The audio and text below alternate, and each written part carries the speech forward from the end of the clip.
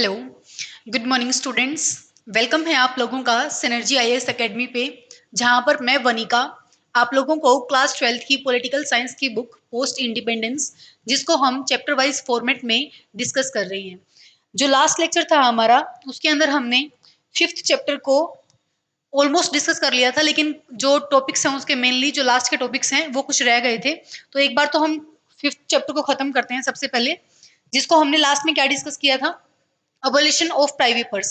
यहां तक हमारा चैप्टर 5th जो है वो हो चुका था। आगे चलते हैं। आगे ये आप लोगों का यहाँ पे ये कार्टून दे रखा है, जो हम नेक्स्ट उसके अंदर डिस्कस कर लेंगे। नेक्स्ट टॉपिक है हमारे पास में the 1971 elections and the restoration of Congress.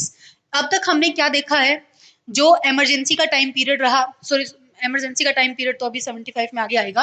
जो उससे पहले जो सिचुएशन रही है हमारी 67 के अंदर स्प्लिट देख लिया हमने, जो सिचुएशंस रही उस टाइम की, जो मास प्रोटेस्ट जो हमने वॉर थे हमारे 65 का वॉर, 62 का वॉर, उसके कंसिक्वेंसेस क्या रहे, किस तरीके से कंट्री ने उसको इस मतलब लीडर्स ने किस तरीके से कंसिक्वेंसेस को न्यूट्रलाइज करने की कोशिश की। अब हमारे पास में टॉपिक आता है the 1971 elections and the restoration of Congress.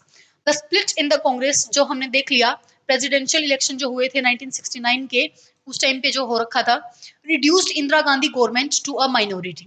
ठीक है, उसके बाद में जो स्प्लिट हुआ था कांग्रेस के अंदर, जो कांग्रेस ओ और कांग्रेस आर बनी थी, हमने वो भी देख ली थी। इसके अंदर मेनली जो कांग्रेस आर है वो इंदिरा गांधी के जो फॉलोवर्स थे, जो उनको सपोर्ट करते थे, वो कांग्रेस आर में थे, और जो ओरिजिनल कांग्रेस थी, कांग्रेस ऑर्गेनाइजेशन, वो हमने देख ली थी। आगे हम क्या देखते हैं, her government continued in the office with the issue based support for a few other parties including the Communist Party of India. यहाँ पे आप लोगों को क्या नोट करना है कि इंदिरा गांधी की कांग्रेस को कम्युनिस्ट पार्टी ऑफ इंडिया का भी सपोर्ट मिल रहा है।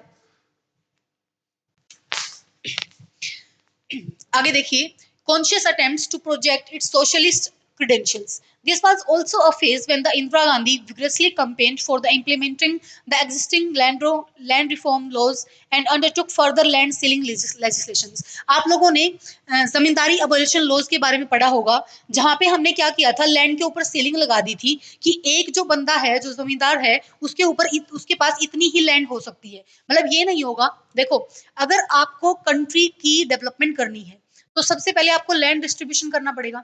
उस टाइम की जो हमारे पास में डिमांड थी, सिचुएशन की जो हमारे पास में नीड थी, लैंड डिस्ट्रीब्यूशन के चलते हम क्या करना चाहते थे, गवर्नमेंट क्या करना चाहती थी कि जो बड़े बड़े लैंडलॉर्ड्स हैं उनसे जो लैंड है उनकी डिवाइड करना चाहते थे, ताकि और जो फार्मर्स हैं उनके पास लैंड आ सके और वो उसके ऊपर अपना गुजारा कर सके। उन्होंने ये लैंड सीलिंग का काम किया। In order to end her dependence on the other political parties, strengthen her political position in the parliament and seek a popular mandate for her programme. ठीक है, इंदिरा गांधी की गवर्नमेंट ने, अभी तक हमने क्या देखेंगे, जैसे हमने सेकंड चैप्टर के अंदर era of one party dominance के अंदर भी देखा था कि जो अपोजिशन पार्टीज की जो आइडियोलॉजी थी, मतलब कांग्रेस क्या एक्ट कर रही थी, एज अ अम्ब्रेला, अम्ब्रेला की तरह एक्ट कर रही थी कांग्रेस, कि भाई जितनी भी आइडियोलॉजीज हैं, जितने भी हमारे पास में फैक्शंस हैं, उन सभी पॉलिटिकल पार्टीज को के आइडियाज को अकोमोडेट करके कांग्रेस चल रही थी। लेकिन अब हम धीरे धीरे क्या देखेंगे कि कांग्रेस का जो डाइवर्जन है ना हमारे पास में, वो प्रो पुअर ज्यादा रहता है। अभी गरीबी हटाओ का नारा भी हमारे पास में इंदिरा गांधी ने दिया था, अभी उसको देखने वाले हैं हम। नेक्स्ट देखेंगे हम द कंटेस्ट। अभी देखो 1971 के इलेक्शंस में क्या क्या चीजें रही हैं और कैसे इंदिरा गांधी जो है वो पावर के अंदर आई है फुल मेजोरिटी के साथ। देखिए, electoral contest appear to be loaded against Congress R. देखो, अगेंस्ट कांग्रेस आर क्यों यूज किया है हमने, हमने देख लिया कांग्रेस जो है वो दो पार्ट्स में डिवाइड हो गई थी, कांग्रेस ओ और Congress R. After all the new Congress was just come factions of an already weak party. Everyone believed that the real organization strength of the Congress party was under the command of the Congress O। सभी को ये लग रहा था कि जो original party है हमारे पास में कांग्रेस ओ है, ठीक है, तो वही जीत के आएगी। अभी जो दूसरी हमारे पास में जो इंदिरा गांधी के फेवर में थी, और जो हमने अभी देखा ना कम्युनिस्ट पार्टी जो है वो भी इंदिरा गांधी के फेवर में थी, non Congress opposition parties form an electoral alliance known as the grand alliance. अभी देखोगे आप लोग 1971 के इलेक्शन में क्या हो रहा है, एक तरफ तो हमारे पास में कांग्रेस ओ है, कांग्रेस ओ, दूसरी तरफ कांग्रेस आर है, और यहाँ है ग्रैंड अलायंस। मतलब जितनी भी अपोजिशन पार्टीज थी, जो ना कांग्रेस ओ के फेवर में थी ना कांग्रेस आर के लोगों के साथ थी, उन्होंने एक अलग पॉलिटिकल पार्टी बनाई, ग्रैंड अलायंस, जिन्होंने काफी सारी पॉलिटिकल पार्टीज मिलकर ग्रैंड अलायंस बना रही है। जैसे हम देख सकते हैं एसएसपी, पीएसपी, भारतीय जनसंघ, स्वतंत्र पार्टी, भारतीय Kranti Dal came together under this umbrella. देखोगे आप, अभी लोगों को क्या ध्यान रखना है कि ग्रैंड अलायंस के अंडर कौन कौन सी पार्टीज थी। एसएसपी, पीएसपी, भारतीय जनसंघ, स्वतंत्र पार्टी एंड भारतीय क्रांति दल, ये सारे किसके अंडर आगे थे? इस अम्ब्रेला के अंडर आगे थे, मतलब ग्रैंड अलायंस के अंडर आगे थे। अभी 3 कंटेस्टेंट्स हैं हमारे पास में 1971 के इलेक्शन में, या तो कांग्रेस ओ जीत सकती है, या कांग्रेस आर जीत सकती है, या फिर हमारे पास में ग्रैंड अलायंस जीत सकता है। अभी हम क्या देखेंगे, yet the new Congress had something that its big opponents lack, कि हमारे पास में जो कांग्रेस है, कांग्रेस के पास ऐसा क्या है जो दूसरी पॉलिटिकल पार्टीज जो अपोजिशन है उसके पास नहीं है। क्योंकि इंदिरा गांधी ने, अभी देखो प्रो पुअर, मैंने आपको बताया कि इंदिरा गांधी की जो आइडियोलॉजी है वो प्रो पुअर हो गई थी, जिसकी वजह से उन्होंने ये नारा दिया था, रिमूव पॉवर्टी, गरीबी हटाओ। देखो अगर किसी पॉलिटिकल पार्टी के पास एक अच्छी लीडरशिप होगी, अगर उसके पास आगे करने के लिए हमारे पास में मैनिफेस्टो के अंदर अच्छी अच्छी चीजें होंगी, तो वो लुभा सकती है ना उनको, वोटर्स को, कि आप मुझे वोट दीजिए। इसी तरीके से इंदिरा गांधी ने उस टाइम पे रिमूव पॉवर्टी का हमारे पास में स्लोगन दिया, थ्रो गरीबी हटाओ। Indira Gandhi tried to generate a support base among the disadvantage, especially among the landless labours जो थे, दलित जो थे, आदिवासी थे, माइनॉरिटी थे, वुमेन थी, अनएम्प्लॉयमेंट यूथ था, उन सभी का सपोर्ट किसको गया? इंदिरा गांधी को गया। आगे चलते हैं हम, the outcomes and the after, कि हमारे पास में रिजल्ट्स क्या रहे 1971 के इलेक्शन के। देखो, the Congress R CPI alliance won more seats and the votes than the Congress had ever won in the first 4 general elections। जो कांग्रेस आर थी हमारे पास में, जिसने सीपीआई के साथ कोलिशन कर रखा था, हमने देखा था ना, जो कम्युनिस्ट पार्टी ऑफ इंडिया है वो कांग्रेस आर के साथ थी। ये आपका ऑब्जेक्टिव क्वेश्चन भी बन सकता है कि कम्युनिस्ट पार्टी ऑफ इंडिया किसके साथ थी। ये हमारे पास में इसको सबसे ज्यादा सीट्स मिली, अब तक के 4 जनरल इलेक्शन हुए हैं उनमें सबसे ज्यादा। Indira Gandhi Congress R won 352 seats with about 44% of the popular votes, मतलब 44% हमारे पास में वोट्स मिल रहे हैं और 352 सीट्स मिल रही हैं। ये जो डिफरेंस है, मैंने ये फर्स्ट चैप्टर के अंदर एक्सप्लेन किया था, क्योंकि हमारे इंडिया का सिस्टम क्या है, एफपीटीपी सिस्टम है, जिसकी वजह से वोट्स बेशक 44% मिल रहे हैं, लेकिन मेजोरिटी ऑफ सीट्स किसके फेवर में है? कांग्रेस आर के फेवर में है। अभी हम देखेंगे, the party with so many and get less than one fourth of the votes secured by the Indira Gandhi's party and win merely 16 seats। जो कांग्रेस ओ है उसको सिर्फ 16 सीट्स मिली हैं। With this Congress party lead by the Indira Gandhi established its claim to being the real Congress। इसी के बाद जो Congress रिक्विजिनिस्ट word हमने इसके अंदर देखा था, हमने रिक्विजिनिस्ट वर्ड देखा था ना कांग्रेस आर का, अभी कांग्रेस आर क्या बोल रही है? हम ही रियल कांग्रेस हैं, मतलब हम ही रियल कांग्रेस हैं। And the grand alliance of the opposition prove to be a grand failure.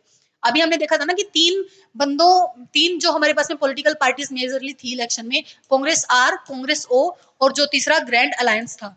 अभी ग्रैंड अलायंस को तो ग्रैंड फेलियर निकल के आया है, उसको कुछ सीट्स नहीं मिली, मतलब बहुत ही मिनिमम सीट्स मिली हैं। और कांग्रेस ओ को तो हमने देख लिया 16 सीट्स मिली हैं, और कांग्रेस आर को 352 सीट्स मिली है, मेजोरिटी सीट्स। इसी के चलते 1971 का इलेक्शन का आउटकम हमारे पास में क्या रहता है? इंदिरा गांधी मेजोरिटी के साथ जीतती है। ये कार्टून दे रखा है उन्होंने। नेक्स्ट में चलते हैं हम। अभी देखोगे, soon after the 1971 Lok Sabha elections a major political and military crisis broke out in the east Pakistan. अभी हमने देखा था ना बांग्लादेश के टाइम पे 1971 का जो वॉर हुआ था, उस टाइम पे बहुत ज्यादा मेजर क्राइसिस निकल के आया, बहुत सारे रिफ्यूजीज जो हैं वो इंडिया के अंदर आना शुरू कर दिया इन्होंने। देखोगे, elections were followed by the crisis in the East Pakistan and the Indo-Pak war leading to the establishment of the Bangladesh, जिससे बांग्लादेश की establishment हुई थी। अभी her party swept through all the state assembly elections held in 1972। अभी देखोगे कि 1971 के अंदर, मतलब हमने इतना अच्छा वॉर, मतलब बांग्लादेश हमारी कंट्री, मतलब बांग्लादेश अलग से कंट्री बन गई है जिसका इंडिया ने सपोर्ट किया था। इंडिया और पाकिस्तान का वॉर भी हम ये देखते हैं ना। अभी इतना वॉर अगर इंडिया ने जीता है, तो जो स्टेट असेंबलीज के अंदर इलेक्शन 72 में होने थे, सभी के अंदर ऑलमोस्ट कांग्रेस आई, क्योंकि ऑब्वियसली कांग्रेस ने, इंदिरा गांधी गरीबी हटाओ का नारा दे रही है, वॉर भी जीत गई हैं, जिनकी हेल्प से कांग्रेस को जीतने में आसानी हुई। With two successive elections victories, one at the center and the other at the state level, the dominance of the Congress was restored। जो उस चैप्टर का नाम था रिस्टोरेशन ऑफ द कांग्रेस, उसका मतलब यही है भाई कि यहाँ पे अभी 1971 के इलेक्शन में हम क्या देखते हैं, जितने भी 4 जनरल इलेक्शंस हुए थे, सबसे ज्यादा सीट्स कांग्रेस को यहाँ पे मिल रही है। और कांग्रेस ने अपनी आइडियोलॉजी से, इंदिरा गांधी की लीडरशिप के अंडर हमारे पास में कांग्रेस का रिस्टोरेशन होता है। अभी इसका मीनिंग भी हम देखेंगे कि कांग्रेस का रिस्टोरेशन का मतलब हम क्या लेके चल रहे हैं यहाँ पे। नेक्स्ट चलते हैं रिस्टोरेशन। देखो, किसी भी चीज को रिस्टोर करना मतलब जैसी वो पहले है उसी को मतलब उसी स्ट्रक्चर के अंदर ले आना, उसी प्लेटफॉर्म के ऊपर ले आना, वो हम उसको रिस्टोरेशन बोलते हैं। लेकिन अभी हमने देखा था जैसे सेकंड चैप्टर के अंदर हमने क्या देखा कि कांग्रेस जो है वो एज अ अम्ब्रेला पार्टी की तरह काम कर रही है, और जितनी भी आइडियोलॉजी है और जितनी भी दूसरी पॉलिटिकल हमारे पास में पार्टीज हैं, उनके जो फैक्शंस हैं उन सभी को अकोमोडेट कर रखा है कांग्रेस ने। लेकिन अभी हमने क्या देखा कि कांग्रेस की आइडियोलॉजी तो प्रो पूर हो गई है। मतलब कांग्रेस की जो लेगेसी चलती आ रही थी फ्रीडम स्ट्रगल के टाइम से अब तक, अब कांग्रेस को नए मुद्दे मिल रहे हैं। पहले सिर्फ फ्रीडम स्ट्रगल के नाम पे कांग्रेस हमारे पास में जीतती आ रही है, उनके पास में लीडरशिप क्वालिटीज अच्छी हैं, जो हमारे पास में लोकल लीडर्स हैं वो भी कांग्रेस का पार्ट रहे हैं। लेकिन अभी तो हमने देखा कि कांग्रेस में दो पार्ट्स में डिवाइड हो गई है, आर में और ओ में।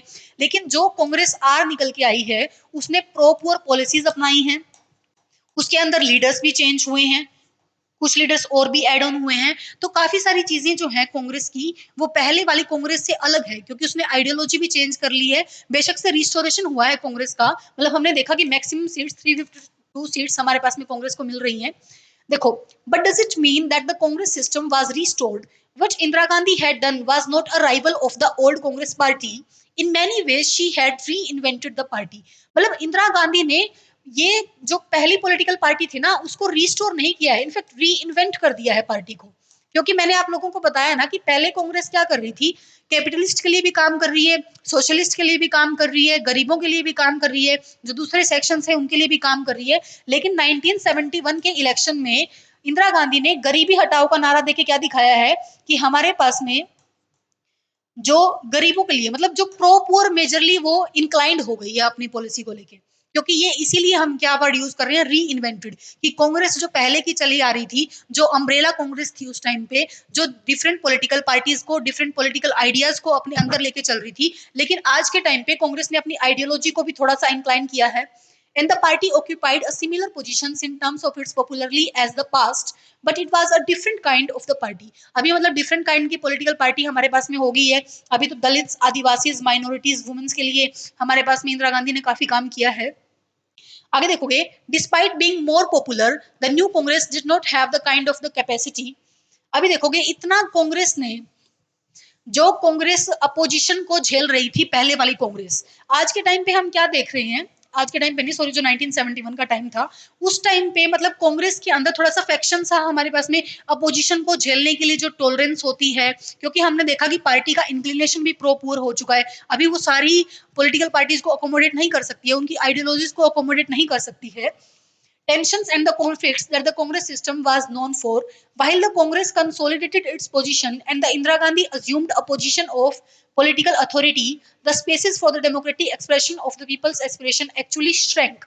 ठीक है, हमने देखा कि जो दूसरे पॉलिटिकल व्यूज हैं उसको अकोमोडेट करने में कहीं ना कहीं कांग्रेस, जो उस टाइम की कांग्रेस थी, वो पीछे रह रही थी, क्योंकि अभी उसने इंक्लिनेशन जो है अपना वो प्रो पुअर की तरफ कर लिया है। In the next chapter you will read about how this lead to a political crisis. आगे नेक्स्ट चैप्टर में हम पढ़ेंगे जो कॉन्स्टिट्यूशनल डेमोक्रेसी का कैसे कॉन्स्टिट्यूशनल क्राइसिस आया था, कैसे पॉलिटिकल क्राइसिस आया था, ये सब चीजें हम नेक्स्ट चैप्टर के अंदर डिस्कस कर लेंगे। तो थोड़ा सा पोर्शन आपका ये चैप्टर 5 का रहता था, ये हो गया है कंप्लीट। मिलते हैं हम नेक्स्ट लेक्चर के अंदर जिसमें हम चैप्टर 6 को शुरू करेंगे। तभी तक आप रिवाइज करते रहिए, अच्छे से लेक्चर्स को देखिए ताकि आप मैक्सिमम आउटपुट इनसे निकाल सकते हैं। बाकी मिलते हैं नेक्स्ट लेक्चर के अंदर। Thank you.